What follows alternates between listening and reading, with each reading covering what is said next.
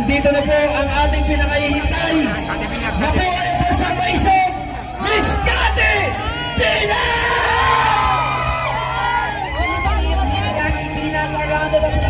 Maisog! Maisog! Maisog! Maisog! Welcome to Iwata, Miss Cathy Pina! At kaya mga kababayan, pagbigyan po natin ng panahon sa kauna-unahang pagkakataon, ang Bayang Maisog ay nagpapasalamat sa isang matapang na babae na paninindigan ngayong gabing ito at imumulat ang taong bayan na ang ating Pangulo ay bangag. Please welcome Miss Cathy Binag! Magandang gabi, Maisog! Bilib naman ako sa inyo mula nung araw. Nandito kayo. Alam nyo, may mga paninindigan po kayo. Buhay po kayong lahat. Huwag po kayong mawawalan ng pag-asa. Basta tama ang ating pinaglalaban, mananalo po tayo. Hindi po kayo mabibigo kasi ang Diyos ang magbibigay ng daan para sa inyong Ate. para manalo kayo lahat. Diba? Tayo. O, diba? So, it's my pleasure to be here. Nakakatuwa. May mga panahon na gusto kong puntahan lahat ng inyong rally. Pero alam niyo naman po, syempre, sabi nga naman ingat ako. Pero alam niyo po, sabi ko nga, kung eto yung magiging dahilan para maibuwis ko yung buhay ko, as long na alam natin na ang buhay natin ay sinurrender na natin sa Panginoon, hindi na tayo matatakot dahil alam natin ito ay isang malaking bagay for us para sa mamamayang Pilipino. Wala na ho akong pakialam. Naumpisahan na ho natin ito, hindi na ho tayo titigil kasi alam natin nagsasabi tayo ng totoo, hindi tayo nagsisinungaling. Sabi ko nga, I have nothing to gain. Wala ho ako mapapala dito rather than telling the truth. Nagsasabi lang po tayo ng katotohanan dahil talaga naman ho, na ang hirap na pamunuan tayo ng mga adik. Alam niyo po yun? Ang hirap kasi kapag adik ka, hindi ho maayos ang pag-iisip mo. Kapag adik ka, hindi ka matinong hindi ka matinong mag-isip. Diba? At ako alam ko po, kasi personal experience ko ho yan. Kasi ang kuya ko ay naging addict. Ang naging kasama ko, naging addict. Naabuso po ako ng addict. Okay lang, sabihin na natin, kung normal, regular na tao, normal na tao na hindi ka nakaupo sa gobyerno, gusto mong mag-addict, bahala ka sa buhay mo. Pero kapag ikaw ay nanungkulan sa gobyerno, kailangan natin ng mga leader na may paninindigan at talaga pong pinaglalaban tayo. Hindi po duwag at takot kasi wala na silang makukuhang pera. So wag ho kayong boboto ng mga politika na takot. Kasi takot sa presidente, takot sa Speaker of the House, kasi wala silang budget. Dapat sila ang nagsisilbi sa atin. Dapat sa atin sila takot kasi tayo naglagay sa kanila sa posisyon nila. Diba? Hindi eh. Dapat kaya tayo, wala tayong dapat katakutan. Kasi kayo ang naglagay sa posisyon nila. Ang sasarap nga ng buhay, ilan po tayo? Ilan ang population natin? 120 million, right?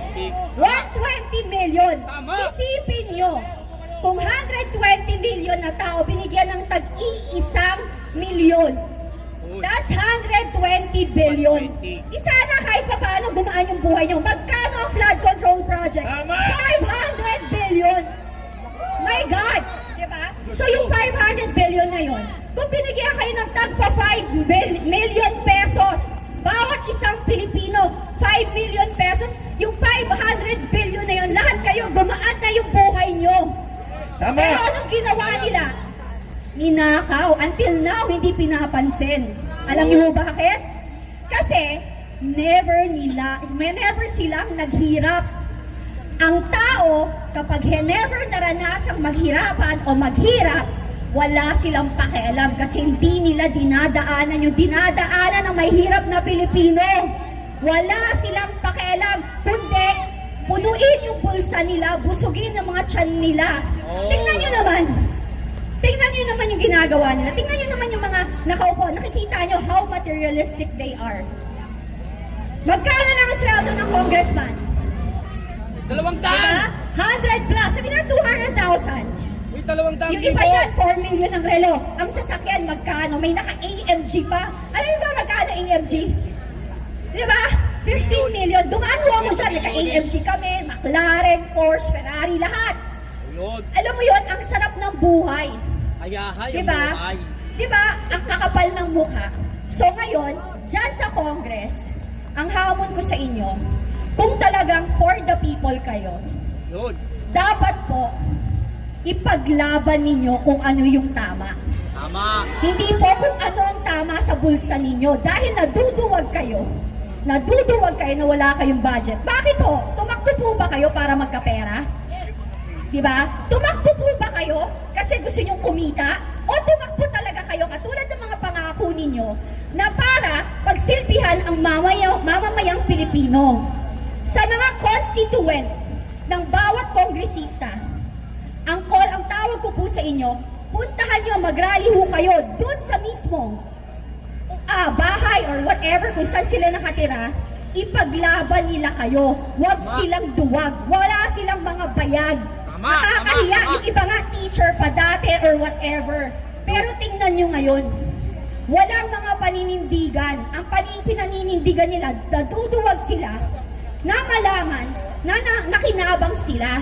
Wala kayong bayag! Wala kayong bayag! Wala kayong bayag! Wala kayong bayag! Wala Gusto, kayong bayad. ay tingnan nyo ho, ako babae, hindi ako politika, hindi ako politician, Oo. hindi ako vlogger, wala ho akong kinikita dito. Tama.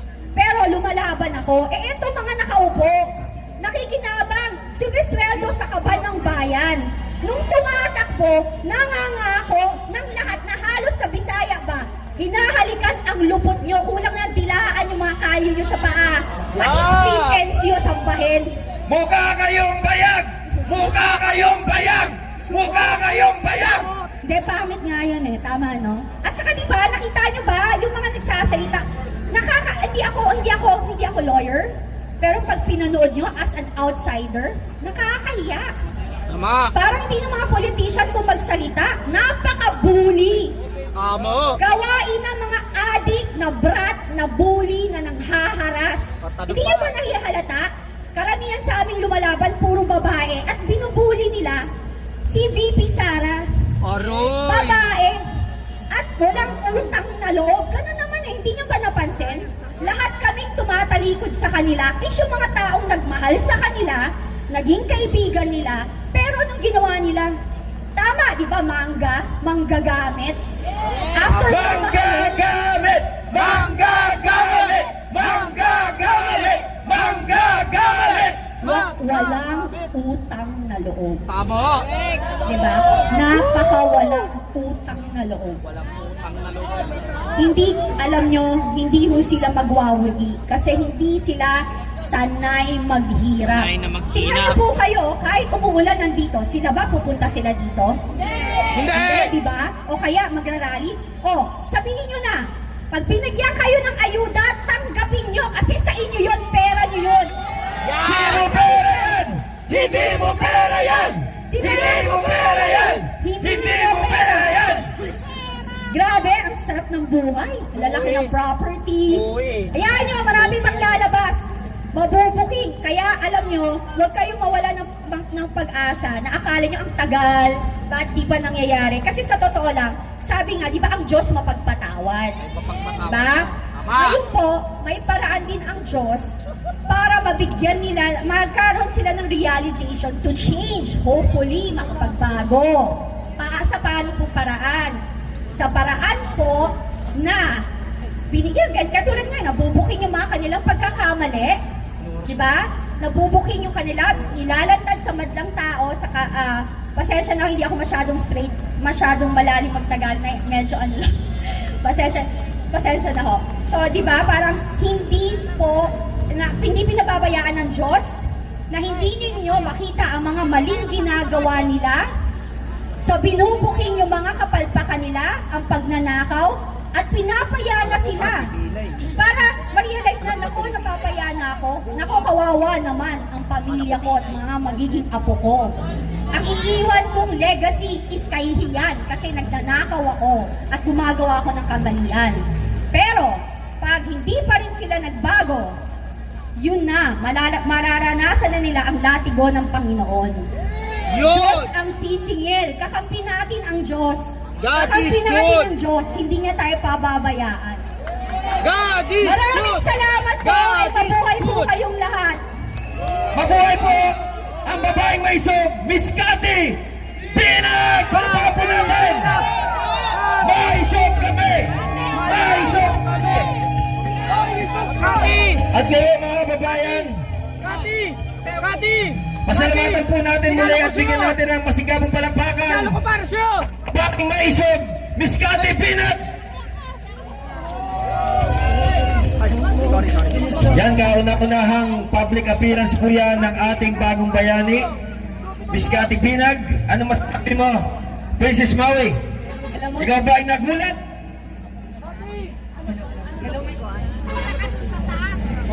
Hello! Hi, Louie! Meron. Meron ba? Rinig bang kagandahan ko? One of the things na na-appreciate ko with Miss Cathy Bina, kaya sinabi niyang lumalaban lang siya dahil nga po ayaw niyang ang mamanahing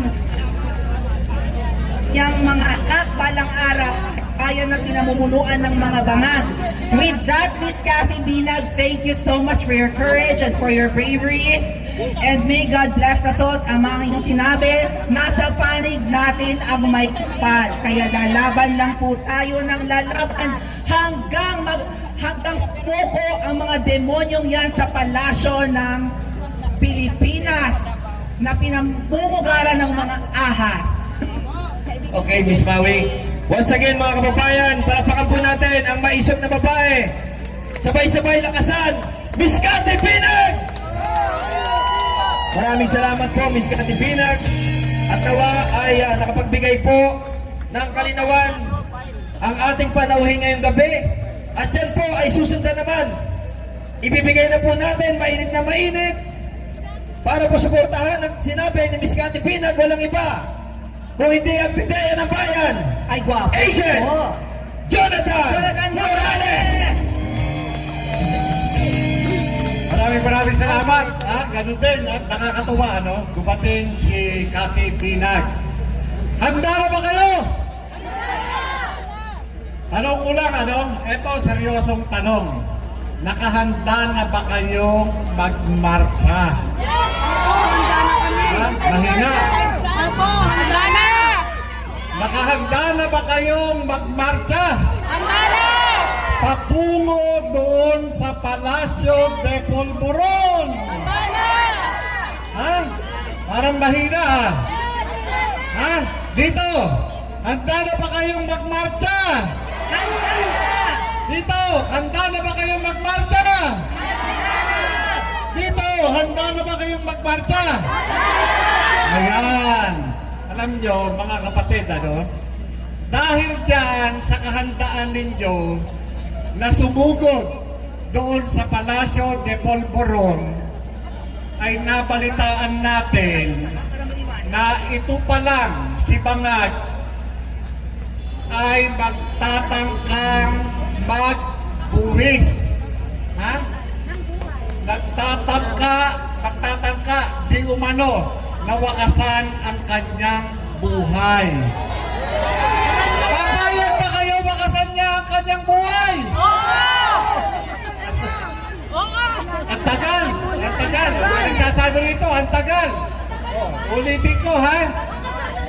Papayag ba kayo na wakasan niya ang kanyang buhay? Aba, ang tagal daw, oo. Yan. Yan. Ito, mga kapatid, ang pakay po natin ngayong gabi. Ayan. Ang pakay po natin ngayong gabi ay tanggalin na siya bilang empleyado ng Republika ng Pilipinas. Di ba? Dahil ayaw na natin sa magnanakaw na Pangulo. Ayaw na natin sa bangag na Pangulo. At ayaw na rin natin sa sinungaling na Pangulo. Kaya ano po ang dapat natin gawin ngayon?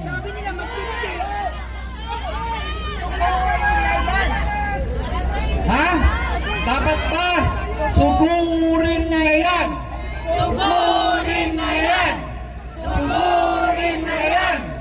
Sugurin na yan! Eh bakit parang yung iba rito sa kanan parang ayaw pa nila? Parang mahina yung naririnig ko. Ha? Ha? Pakinggan natin yung boses nila. Sugurin na yan! Sugurin na yan! Sugurin na yan! Sugurin na yan! Sugurin na yan! Sugurin na yan! Sugurin na yan! Sugurin na yan! Oh, ngayon, mga kapatid, ano pa ang iniintay ninyo? Tara na! Ha? Ha? Ready na ba kayo? Tara na! Ready na ba kayo talaga? Tara na! Ha? Ready na? Tara na! Baka naman ready tapos uuwi. Ha? Ha? Baka naman ready tapos uuwi naman. Ha? Ha? Oh. Antayin pa natin yung ibang mga kasama natin. Ha? At antayin pa natin yung mga kasama nating paparating. Paparating. Oo. Antayin pa natin. At kapag nakamit na natin yung sapat na bilang, tayo po ay sama-sama natutungo doon sa Palasyo del Polvoron. Ayag ba kayo? Ha? Ayag ba kayo? Ngayon, kung gusto ninyong ngayon, ha? Natumungo na, itaas ang kamay at sumigaw na malakas. Tara na! Ha? Tara na! Kaya, tara na! Tara na! Ha? Yan. Kaya, alam nyo, sinasabi ng mga kasama natin dito at damang-dama natin yung mga galit sa puso nila.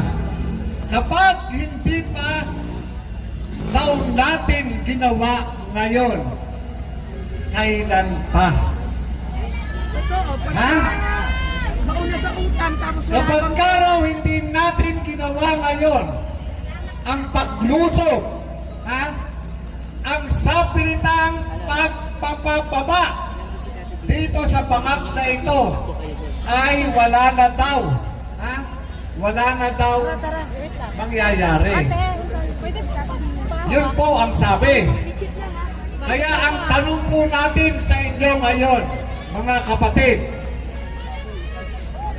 ito bang ipinunta natin dito ay para sumugod?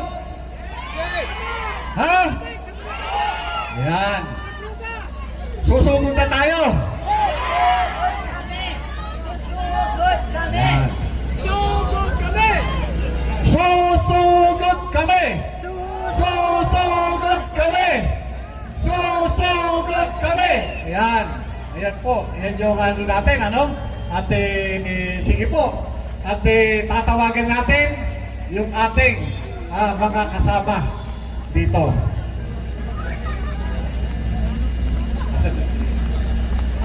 Thank you so much po, former PIDEA agent Jonathan Morales, for that very inspiring message sa mga nandito ngayon sa Liwasang Bonifacio. So, unang-una po gusto kong pasalamatan ng lahat na nandito ngayon na kahit umuulan at masama ang panahon, pumunta po kayo. Ang sinasabi po kasi ng karamihan, napupuno lang daw po ang Liwasan dahil po sa members ng Kingdom of Jesus Christ. At dahil nga po wala sila ngayon, ibig sabihin ang mga nandito po ay organic na mga tao na nakinig at tumugon sa aming panawagan na pumunta kayo ngayon dito sa Luksang Bayan sa Liwasang Bonifacio. So with that, maraming salamat po. Gusto ko rin po pasalamatan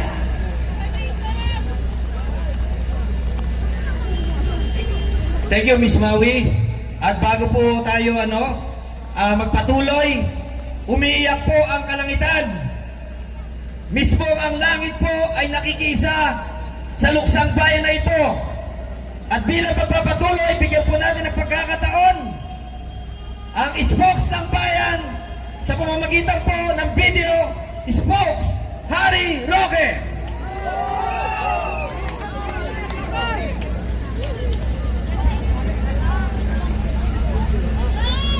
Pagbuhay po ang mga maiso. Wala na po tayong ibang opsyon. Kinakailangan maging maiso. Ano na pong nangyayari sa ating bayan? Wala po sa tamang pag-iisip ang namumuno sa atin. At dahil dyan, walang solusyon sa problema ng napakataas na presyo ng bilihin, kakulangan ng trabaho at mababang sweldo. Nandyan po ang talamak na korupsyon. Diyan po sa mga congressman natin na dati-rati merong moderation of greed. 10% lang ang SOP kapag kalye, 5% pag building. Ngayon, 45% na po.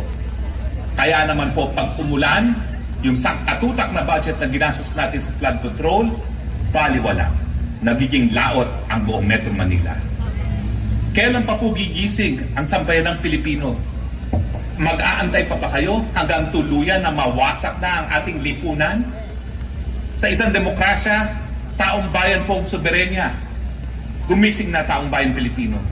Wala pong ibang makipaglaban sa interes ng mamamayang Pilipino kung hindi tayong mga Pilipino.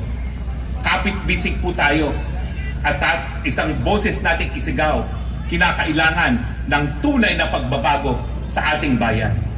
Hindi po sapat na mapalitan ang mga personalidad sa gobyerno. Kinakailangan po ang mga institusyon buuin muli. Ang Kongreso sobra na pong korap. Tignan nyo naman dahil sa pera kung ano-anong ginagawa kay BP Sara sa akin at sa iba pang mga personalidad kasama na ang dating Presidente Rodrigo Roa Duterte. Papayag ba kayo na ang ating mga congressman, ang investigasyon ay dahil sila ay mga bayaran? Narinig ko po yung personally. Hindi nila alam na ako ay naroon habang sila ay nag-uusap. 1 million hanggang 10 million, depende kung gano'ng katindi ang bana sa mga kalaban. Kasama na ang dating Presidente Rodrigo Roa Duterte, BP Sara at ang inyong abang lingkod. Hindi po ganyan ang kongresong nakita ko nung ako'y naroon. Minahal ko po yung institusyon na yan. Pero ngayon po, nawawasak na dahil sa pera. Sambayan ng Pilipino, kayo po ang tunay na kapangyarihan ng kahit anong estado. Ang aking hinihingi, maghusga na po kayo na tama na, sobra na, at kinakailangan magkaroon na ng pagbabago. Tunay na pagbabago, linisin ang institusyon, buuin muli ang winarap ng mga institusyon, at siyempre po, unahin ang kapakanan ng mamamayang Pilipino. Panahon na po para maging maisog. Dahil kung hindi tayo maging maisog, tuluyan na pong mapupunta sa wala ang demokrasya ng sambayan ng Pilipino. Gising, gising, gising sambayan ng Pilipino. Tayo ay maisog. Tama na, sobra na. Marcos, resign. Marcos resign! Marcos resign! Marcos resign! Marcos resign! Marcos resign!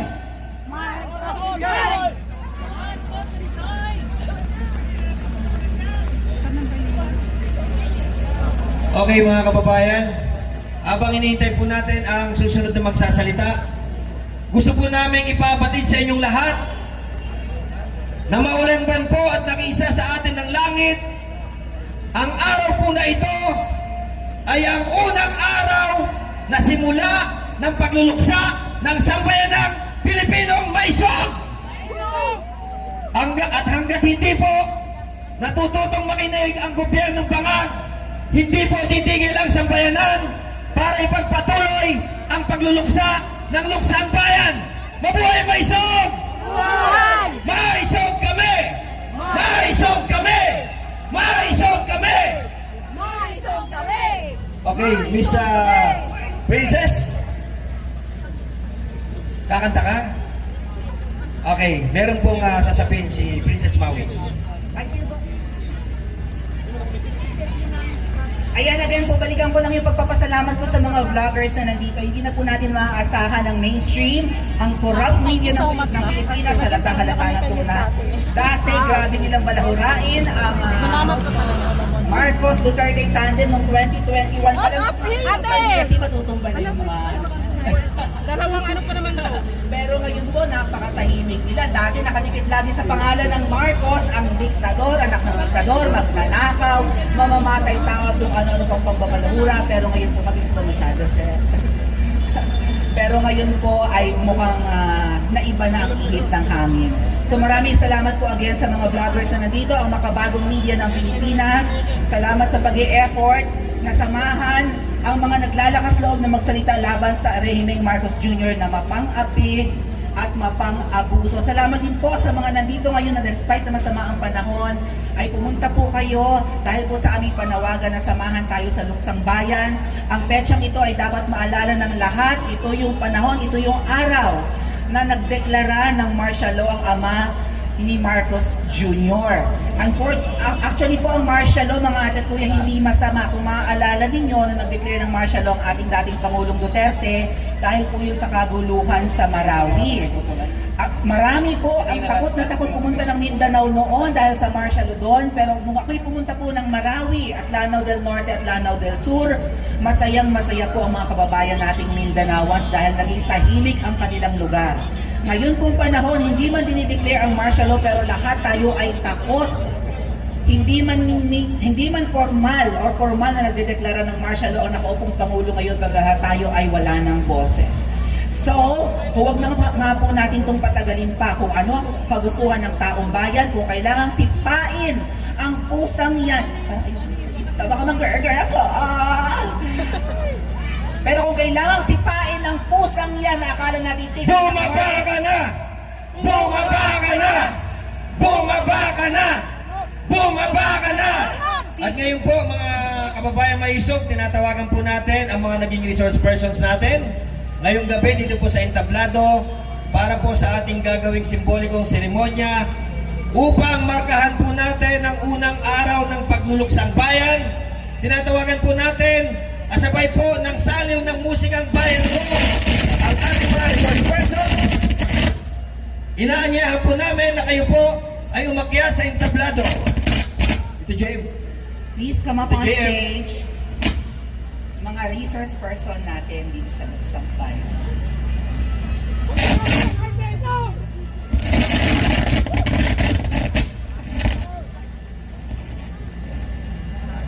Tinatawagan po natin ng mga resource speakers po natin ngayon. Pakibitbit po ang mga sulo at umakyat po sa entablado. Tsaka yung flag bearer po natin. So nasa po yung flag bearer? Yung may dala po ng watawat ng Pilipinas. The flag bearer, please come up on stage. Dito po, dito sa harap. Dito po tayo.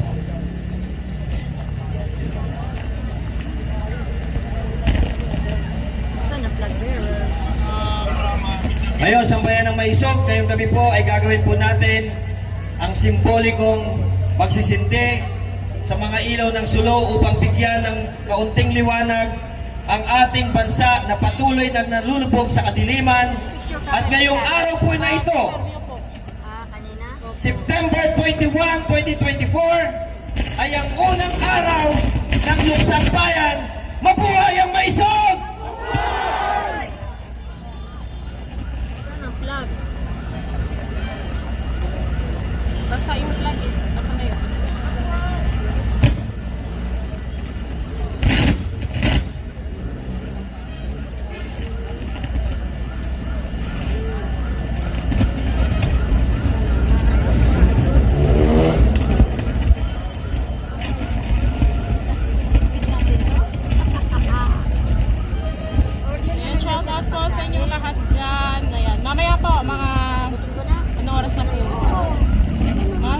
o'clock po ay mag-upload tayo ng interview natin kay Miss Cathy.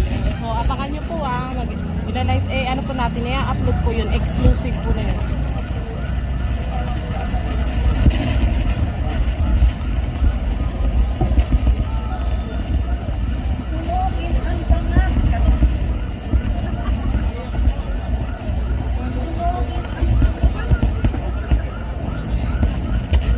Okay, mga kababayang may sok, sabay-sabay po nating awitin ang awit na kung saan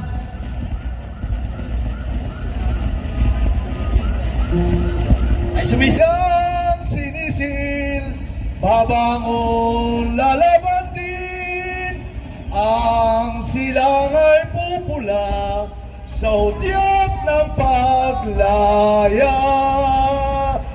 Ibon man malayang lumipad, hulogin mo at umiiyak. Bayan pa kayang saktan dilag, ang himag nasang mga alpas. Pilipinas kong minumutya, hugad ng luha ko't talidad. Aking atika, makita kang saktan, laya. Mabuhay ang Pilipinas! Mga kababayan, muli, ito po ang unang araw ng Luksang Bayan at huwag na ho nating pabayaan na bumalik ang madilim na kasaysayan ng martial law. Sabay-sabay, BBM Baba! BBM Baba! BBM Baba! BBM Baba! Magandang gabi po sa inyong lahat. Mabuhay ang Maisog! Marcos, isang ka doon! Go!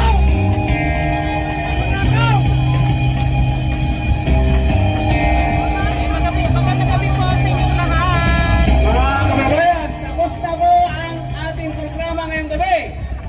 Kaya maraming salamat po sa inyong lahat na hindi nagsawa at naghintay na hanggang matapos ang ating programa ngayong gabi. Mabuhay tayong lahat! Mabuhay ang Pilipinas! Mabuhay ang Bansog! Salamat, Sister Shell. Ayan, bayan po. Maraming salamat sa lahat po, sa inyo pong lahat. Thank you so much. Ayan, hindi ko na po kayo maisa-isa. Sa lahat po na nagbigay ng pakulay sa aming mga live. Thank you po ng marami. Ito po ako, Shell.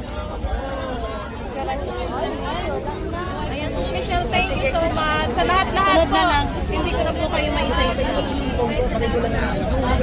Okay na po. Off na lang.